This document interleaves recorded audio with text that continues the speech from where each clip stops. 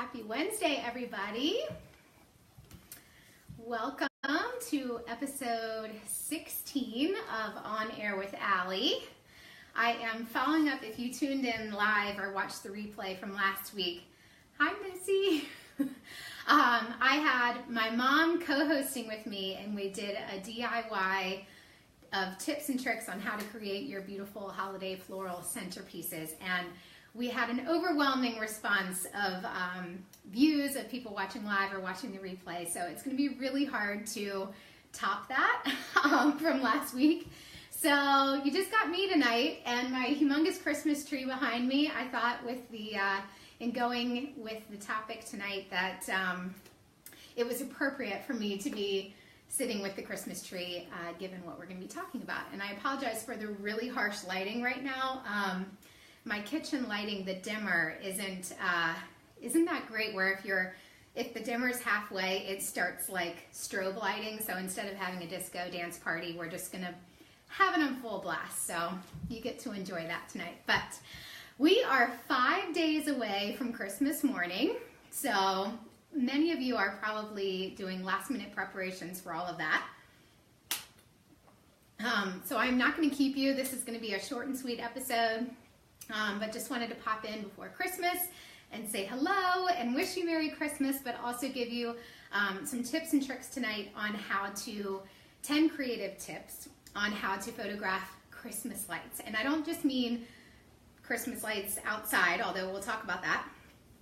But mainly if you're a sucker like me, and I mentioned this on Instagram, of the cute kiddos in their Christmas jammies sitting by the Christmas tree, and you've always wanted to capture that shot. Or maybe it's an annual tradition that you do to show your kids growing every year, year after year. I'm going to give you some tips on how you can capture that. So we have a few on here, so we'll go ahead and just jump in and get started. But this topic is perfect timing, again, with Christmas right around the corner. Hi, Anne. So if you're anything like me, you spend hours decorating your house, pulling out all of your decorations and spending hours making it beautiful and perfect. And so do yourself a favor these next few days before you haul everything away back into boxes and put everything back into the garage to capture your hard work and to include your kiddos in there as well if they're around, hopefully, for the Christmas holiday. But I would encourage you to watch the replay of episode 14 if you haven't already or if you didn't tune in live. I included tips on there on how to photograph Christmas morning, which is some really good tips on detailed shots and where to stand and lighting and different things like that. So would recommend you tuning in on that episode to get some tips on that. But for tonight, I'll be highlighting just a few simple tips on to take better photographs of your Christmas lights. So how cute, as I mentioned, are those photos of the kiddos in their Christmas jammies staring at the Christmas tree. And it's such a fun annual tradition of your kids. Hi, Jenny. Like I mentioned, growing up and getting taller and taller with the Christmas tree. So whether you have a point and shoot camera or a DSLR, you can use these steps to improve your photos. So this is a lot of the tips I have are really more pertaining to your DSLR camera. So if all you have is your phone, then I don't know if this will really help, but maybe a DSLR camera is on your wish list or Santa's Christmas list for you. So I want to quickly introduce myself. I always forget to do this, but if you're new watching, thank you for being here. My name is Allie. I live in Richmond, Virginia with my husband and our 14-month-old son, Michael, and I am 28 weeks pregnant today, third trimester, with another boy on the way in March, so we are super excited, but just wanted to quickly introduce myself before I dive into these tips. So, number one is to use a tripod, and I can include a link of the one I grabbed off Amazon. If you know me, I'm an Amazon Prime extraordinaire. I'm surprised I didn't get invited to the Amazon Christmas party. I'm a little sad about that. But anyway, when taking photos in low light and with lighting where you're using longer shutter speeds, always use a tripod. This will ensure less camera shake, and it will ensure more crisp, sharp photos that you get as your resulting image. And take it one step further, you can use a remote clicker or like a self-timer or something like that to help reduce camera shake even further, because when you're, like I said, in that low lighting situations where you're slowing your shutter speed down, it's very easy to get that blur motion, and you can't really fix that in post-processing when you're editing your photos afterwards to tweak them. All right, let me flip my notes here. Came prepared, guys. All right, so number 2 is to turn, is opposite of what I would say in episode 14, which is what I'm saying of using a lot of natural light in your images.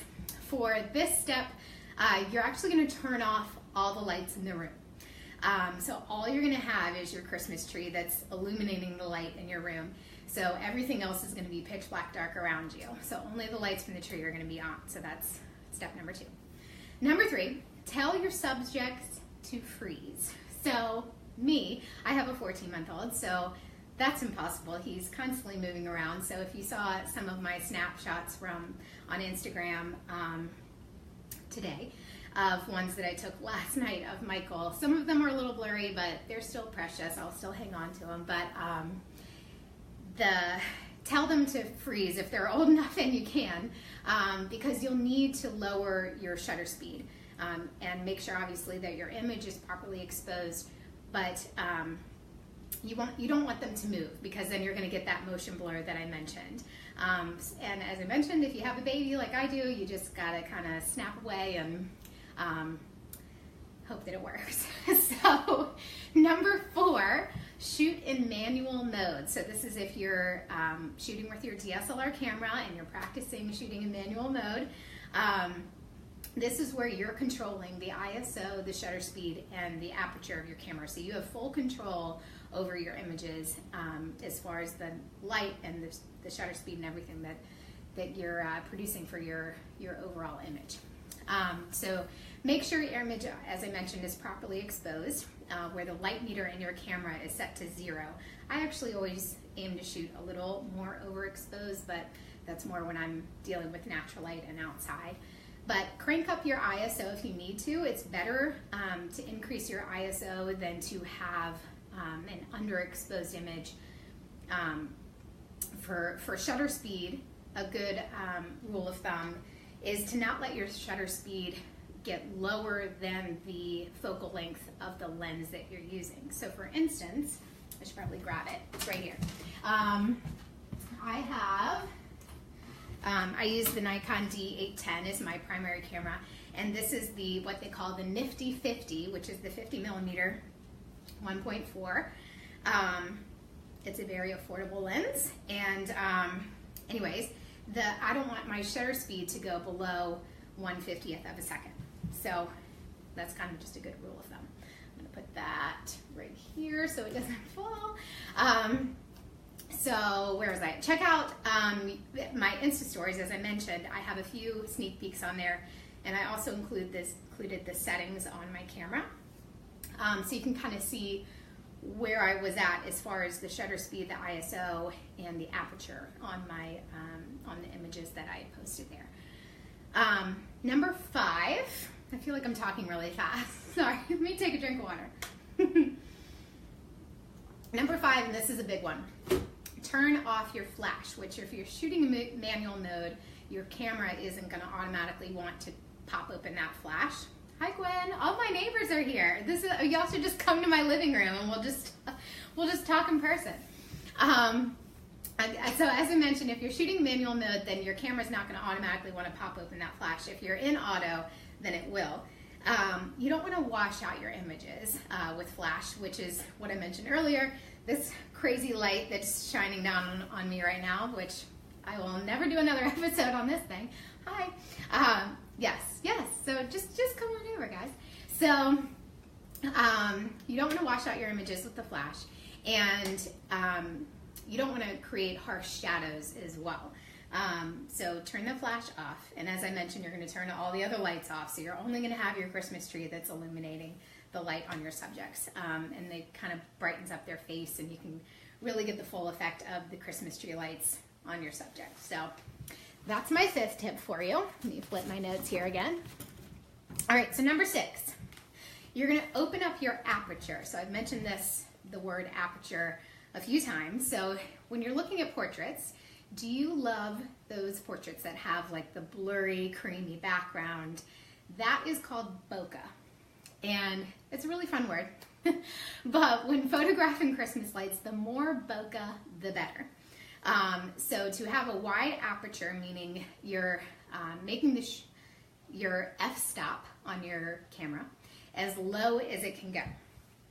So most kit lenses, if you got kind of a standard consumer beginner camera, most kit lenses, the aperture won't go probably below like an f4 or an f4.5, which will still give you a good image. But if you've upgraded to a little bit nicer glass, which 5 days before Christmas, Amazon, you can get this lens by Christmas morning.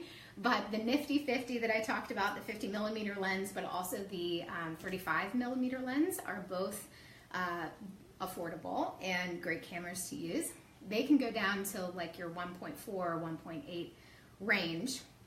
And some of the examples I shot that I posted on Instagram, I was in that 1.8, 1.4 range. So those are good lenses to use. So as I mentioned, the more bokeh, the better. You're going to have that creamy background. Number 7, if you want the starburst effect with your Christmas lights, so you kind of have that to show that real twinkle in your photos, then you actually need to close up and narrow your aperture. So you have to boost that f-stop number to more of like an f18, f22 with a slower shutter speed, and use a timer or a remote. I didn't include an example on Instagram for that, but that would be more of, you're really going to see the twinkle lights pop up. And that's one that I would recommend doing if you're just doing the tree by itself.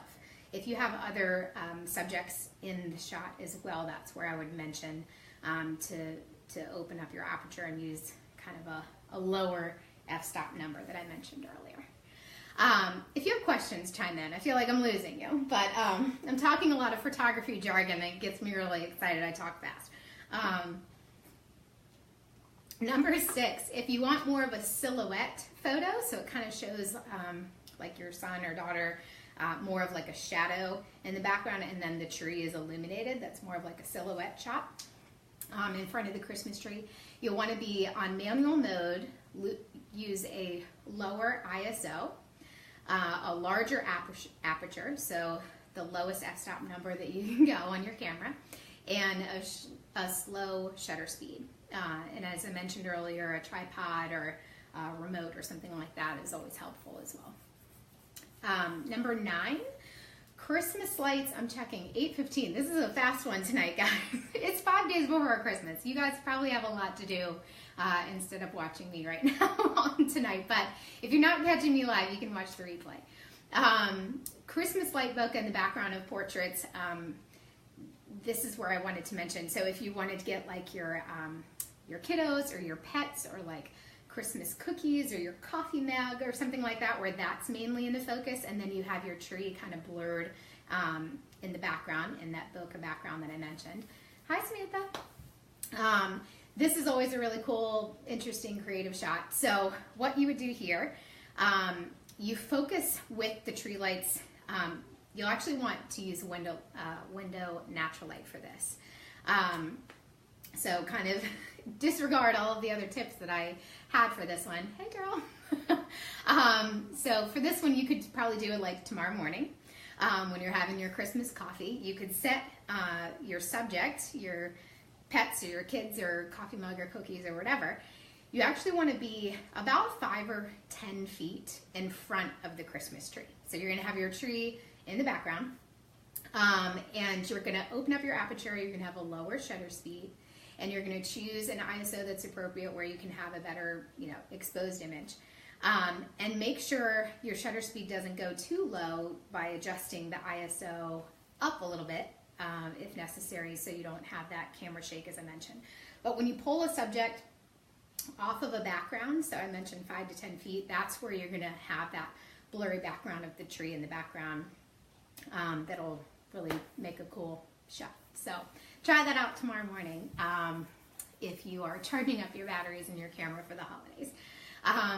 The last tip I have is mainly for your outdoor lights. So I know all of us spend a lot of time on maybe your icicle lights, which we've never done in our house. I really want to do one year, but lights on like the bushes or anything. So any of your outdoor lights, I would suggest, hi Erica, waiting until 30 minutes after sunset to make your outdoor shots, to take those of your house. So don't wait until it's completely dark, which most people would think to do. On a clear night, you actually want to use the skylight, which is that time frame between sunset and completely dark. So there's probably a term for that, but anyway, you get what I'm saying. So you want to use that skylight to kind of illuminate the background of other, not subjects, but other things in the background, trees and different things to kind of show up in your shot.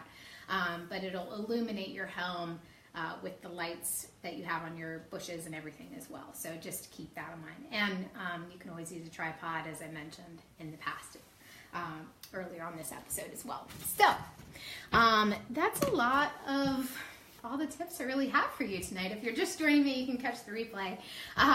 But just take these tips out and try them out tomorrow night or tomorrow morning. I would love for you guys to comment below with any one of your favorite shots that you have that you captured of your kids or whatever. That would be really fun.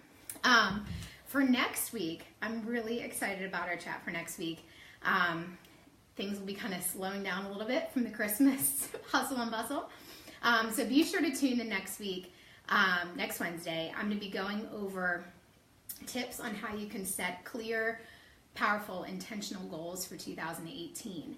And for the first time ever, if you follow me on Instagram, you saw that I am actually using, sorry, the light is really crazy, Laura Casey's power sheets to set my 2018 business and personal goals. So I'm going to be chatting about kind of what I've learned throughout the process of the prep work in setting up my goals. I'm also going to be doing a really fun and free giveaway, which you have to be present to win. So make sure you mark your calendar for 8 o'clock next Wednesday. We'll kind of be digging in and getting motivated and inspired for 2018. So thank you for those of you that tuned in. I know it's a crazy week and a crazy time getting ready for Christmas. I hope all of you have a very Merry Christmas, or that you're currently having a very happy Hanukkah. And I will see you guys next week. And yeah, thanks for watching. Have a good night, guys. Bye.